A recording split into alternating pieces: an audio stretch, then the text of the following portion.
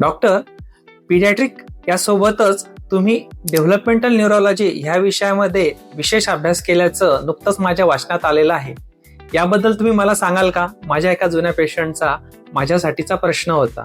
निश्चितच developmental neurology म्हणजे मुलांच्या मेंदू वाढ संबंधीच्या विकारांचा अभ्यास, ज्यालाच आपण न्यूरो डेव्हलपमेंटल डिसऑर्डर्स म्हणतो. घाबरून जाऊ नका, आपण सोप्या शब्दात समजून घेऊया. मुलाचा मेंदू हा झाडासारखा असतो. निसर्गामध्ये बहुतांश झाडं ही एकासारखीच वाढत असतात, परंतु काही झाडं ही वेगळ्या पद्धतीने वाढतात. आता ही वेगळी वाढ म्हणजे चुकीची आहे का? नाही, तर हे एक व्हेरिएशन आहे.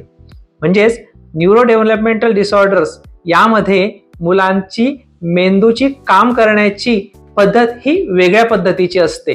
त्यामुळे ती चुकीची आहे किंवा त्याला आपण फिक्स करायचं आहे असं नसतं. म्हणून त्याला आम्ही आजार असं म्हणत नाही, तर त्याला विकार म्हणत असतो. तर यामध्ये कुठले कुठले विकार येतात?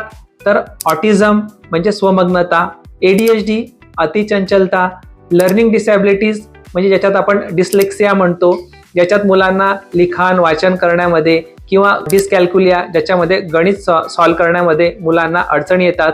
स्पीच डिले म्हणजे बोलण्यामध्ये उशीर लागतो. कोऑर्डिनेशन डिसऑर्डर्स म्हणजे ज्याच्यामध्ये मेंदू आणि शरीर यांच्यामध्ये थोडा विसंवाद तयार होतो.